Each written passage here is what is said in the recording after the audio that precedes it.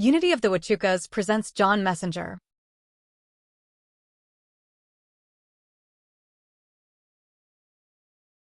Now.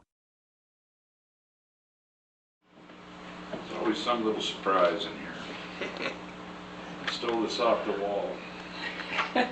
Momentarily, it's not full theft. But I looked over as I was sitting. I had to tell you. It says somewhere in there that I shouldn't worry about what I'm going to say when it's time to say it, because Spirit will teach me what to say in a moment. I sure hope they weren't lying. But I looked over at the wall, and there's the Creed of a Dandelion by Shila Mao, or Maui. Picture in your mind all that you may be, and with a little time you will come to see that in the game of life your dreams will come alive by thinking of the end result as if it had arrived.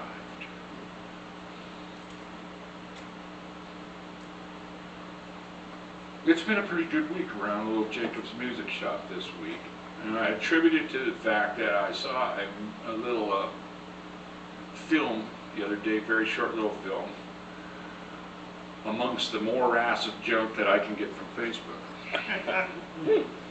And it was talking about the quantum now.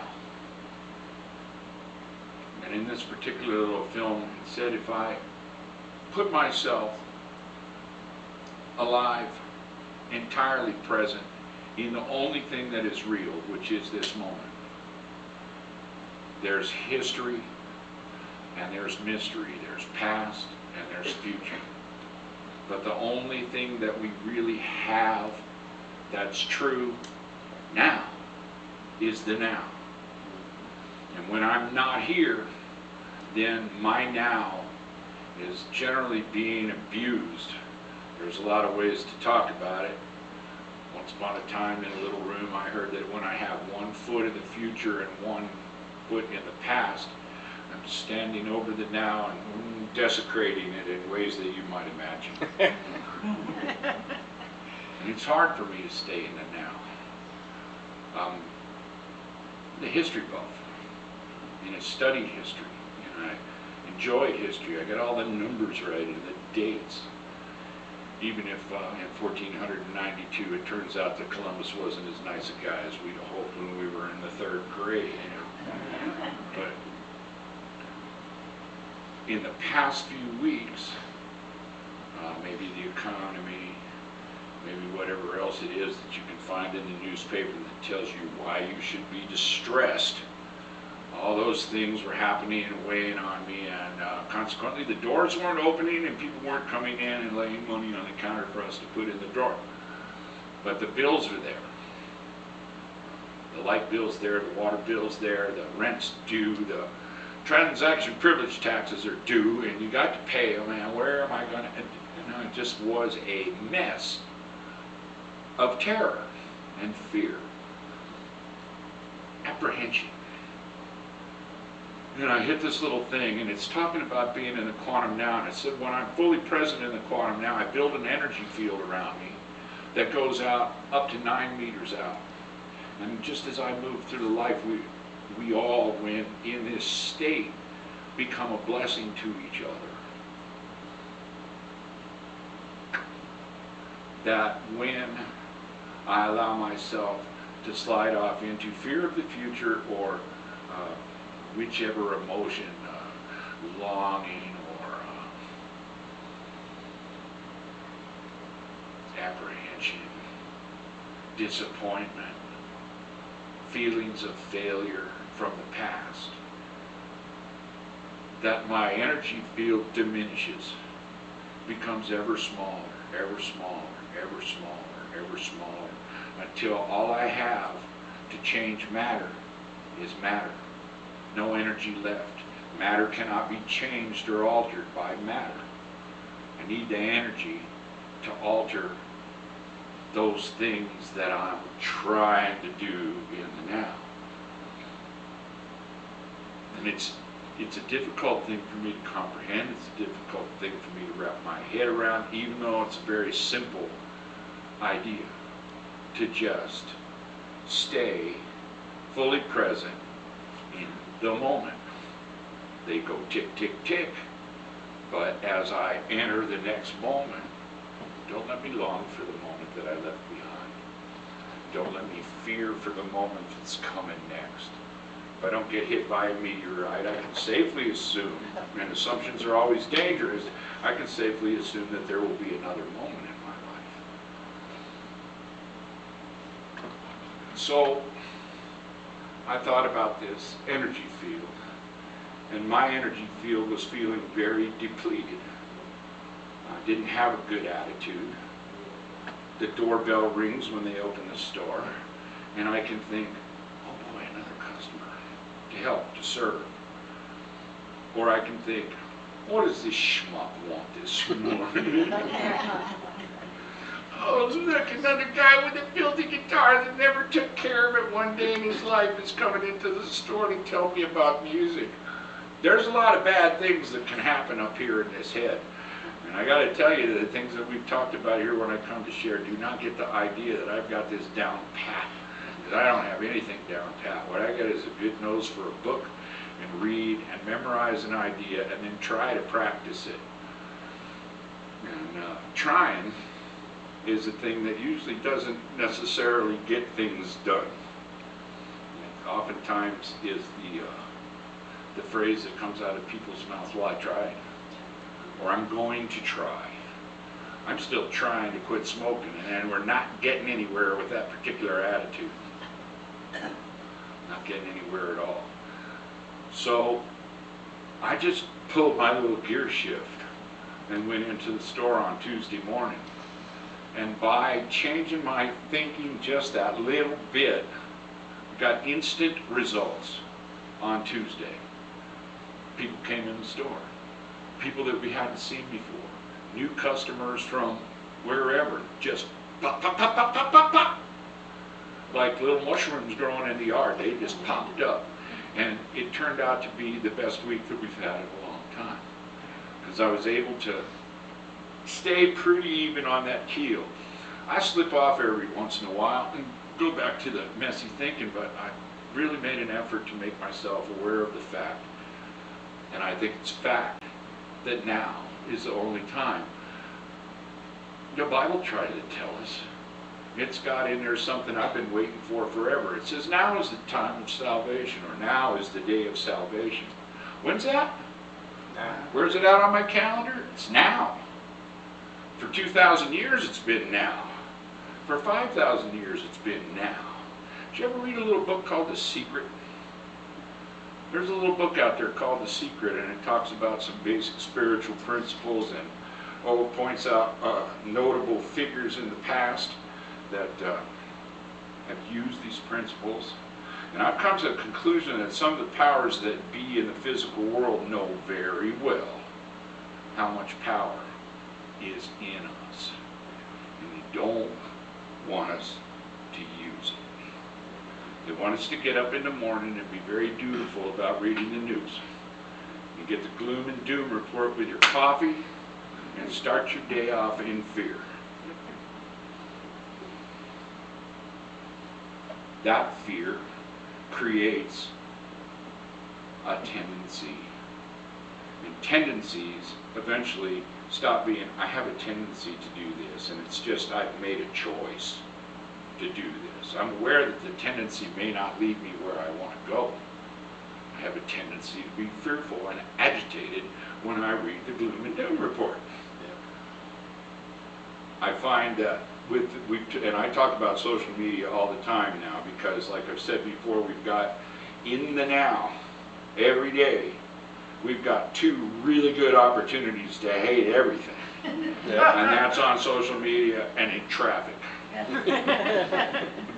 I love my fellow man until I'm on the freeway. And then, I don't know about you, but all kinds of colorful things come out of my face, and all kinds of dark thoughts run around in my mind as I contemplate what I'd like to do to that guy that just passed me, cut me off, held me up, got my way. Traffic.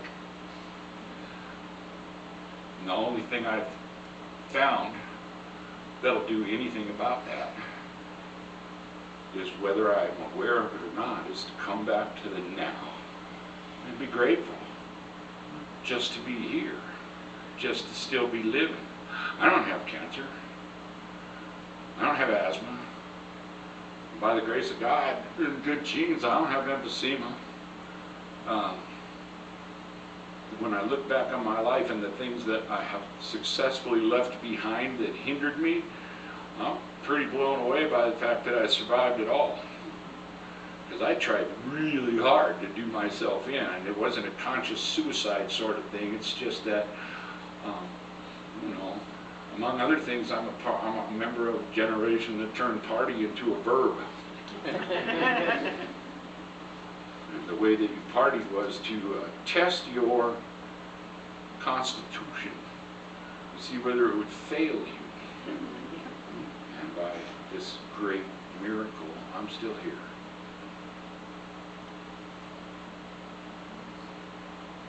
There have been some other opportunities in my life to experience the immediacy of manifestation in the now.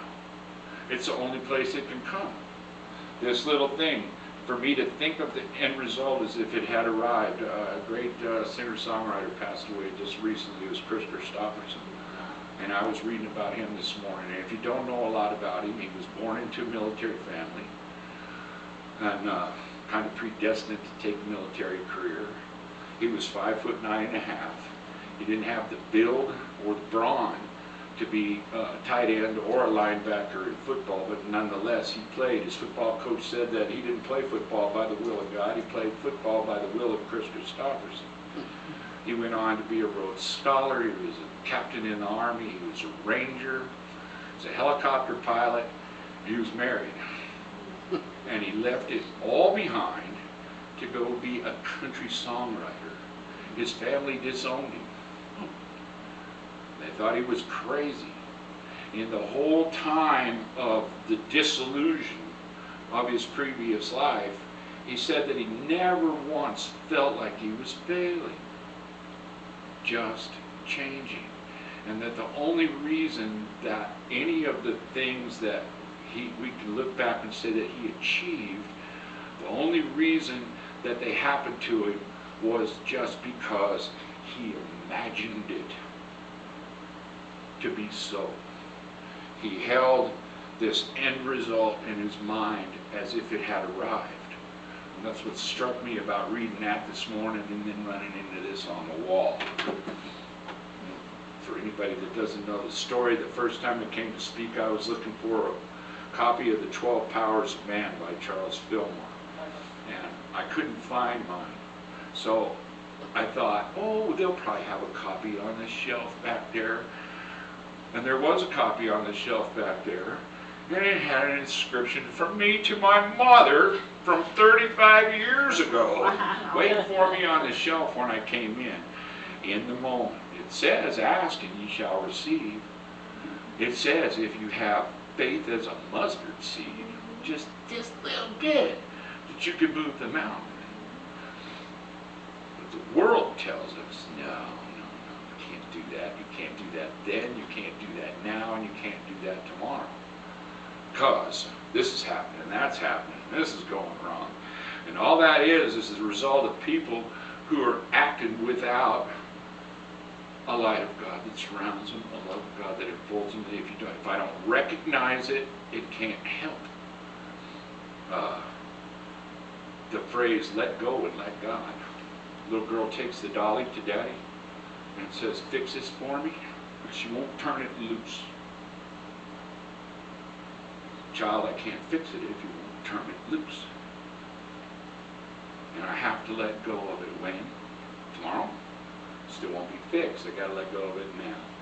I gotta pick it up now. I gotta do now. And the reason that the now is the imperative is because in the final analysis, it's the only thing we have that is real. I might not make it till tomorrow. Can't count on tomorrow. There's automobile accidents. There's meteors falling out of the sky. There's various powers that conspire to, I don't know, drop a bomb on Fort Huachuca. What do I know? And the only reason that I can be grateful for that is if they do that, then we go to heaven in a flash of fire, with or without you. And that's not a bad thing. It's not a bad thing at all. I'm flabbergasted right now at the immediacy of the result of this week that I really do attribute to changing my mind for just a little while. It said, be ye transformed by the renewing of your mind. In every moment, I have this choice to believe with that little bit of faith and to reach out with a little bit of love.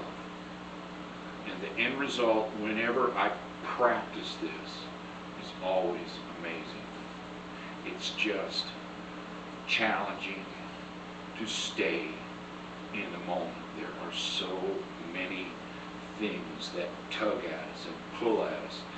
And anybody expressing any faith anywhere can always find somebody to laugh right in their face.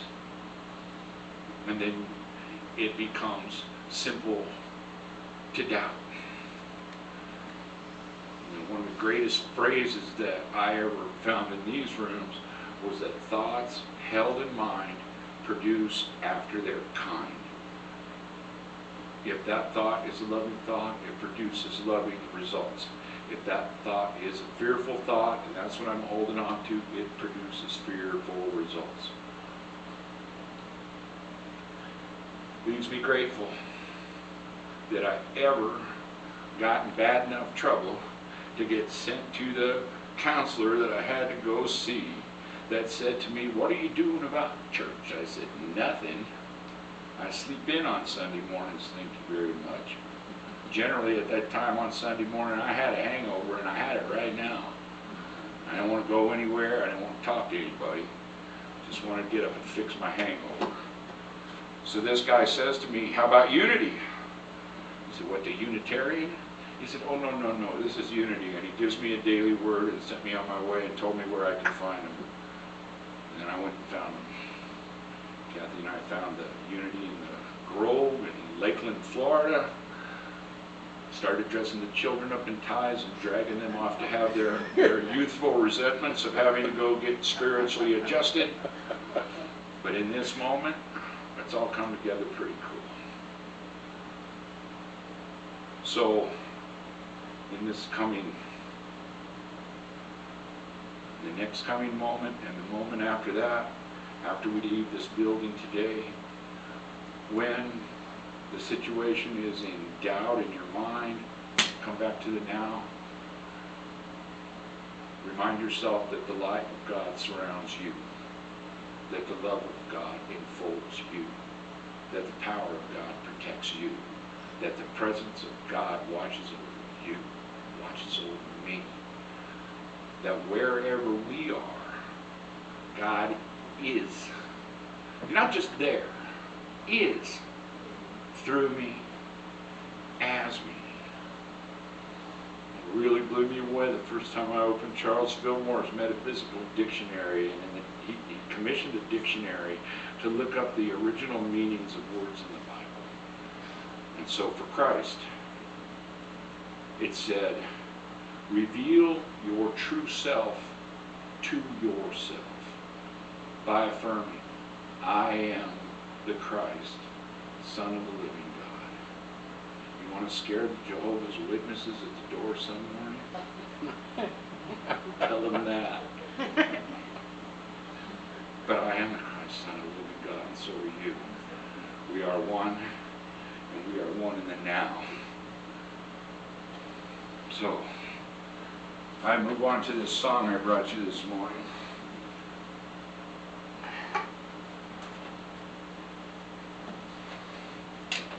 It was by a guy named Bob Amos that used to play with the Front Porch String Band out of Front Range String Band out of Denver. It's called One Beautiful Day.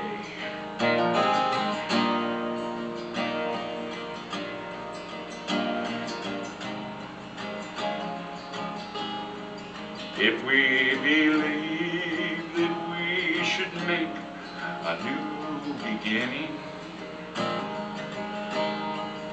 if we are sure that we must walk the path of love, if we decide to try and make this life worth living,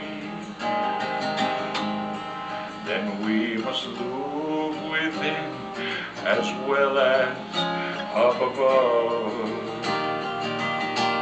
One beautiful day we shall awaken to find that we all have shared the same dream, and we shall rise in celebration, eager to seek what we have seen.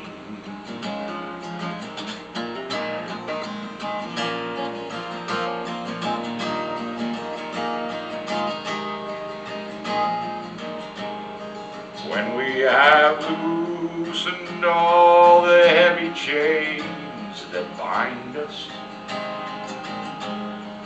when we can look beyond the hatred and the strife,